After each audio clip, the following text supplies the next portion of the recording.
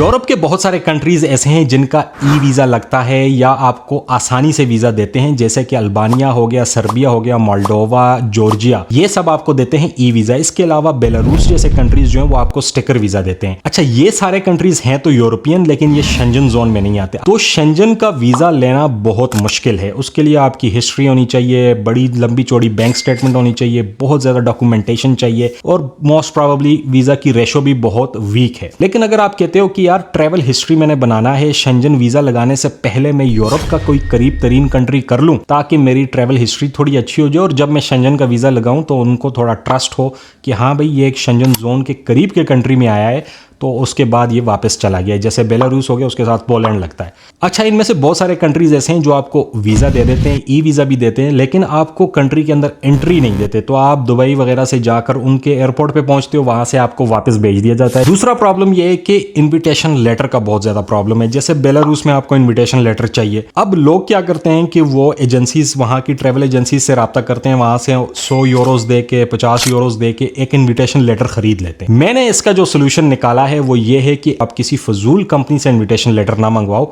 आप एक authentic travel agent जो कि वहां की मिनिस्ट्री ऑफ टूरिज्म के साथ या इंटीरियर मिनिस्ट्री के साथ रजिस्टर हो, उसके साथ आप एक टूर बुक करें। यानी कि आप 5 दिन का, लेट से सर्बिया जाना चाहते हैं, 5 दिन जॉर्जिया जाना चाहते हैं, या आप बेलारूस जाना चाहते हैं, तो आप वहां पर उस कंट्री में एक एजेंसी पकड़ो और उन्हें कहो कि आप हमारा ट्रिप अरेंज करो। सारा ट्रिप आपने उनसे अरेंज करवाना है, वो आपकी पर्सनल गारंटी लेंगे, ऑब्लिगेशन देंगे। ठीक है, वो थोड़ा महंगा होगा, लेकिन आप ये याद रखिएगा कि वो वीज़ा आपके लगने के चांसेस बहुत ज़्यादा हो जाएंगे।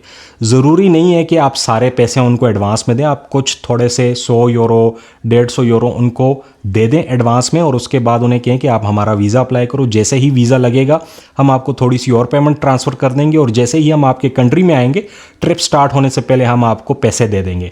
अगर आपका 1000 यूरो में ये सारा ट्रिप हो जाता है, 5 दिन का, या 1500 यूरोज में भी हो जाता है, तो मेरे ख्याल से this is not a bad deal.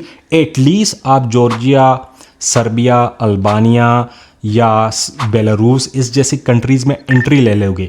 Late से आप मोल्डोवा वगैरह इनमें जाते हो और आपका ट्रिप हो जाता है और उसके बाद आप वापस आते हो। जब आप शेंजन का वीज़ा लगाओगे ना, तो उसमें ये होगा कि शेंजन का जो ऑफिसर आपका वीज़ा अप्रूव करेगा वो कहेगा कि ये इतने यूरोप के करीब आया है, वहाँ से इसने इलीगल एंट्री नहीं ली, इसका मतलब है ये एक ऑथेंटिक ट्रैवलर है। ये एक मेरा सोल्यूशन है, ज़रूरी नहीं है आप इससे एग्री करो, लेकिन मेरे ख्याल से जिन लोगों ने ये काम किया है उनके वीज़ाज भी लगे हैं, उनको एंट्री भी दी गई है, क्योंकि वहाँ की जो एजेंसीज होती हैं वो उनकी ऑब्लिगेशंस, पर्सनल लाइबिलिटी उनकी ले लेते हैं।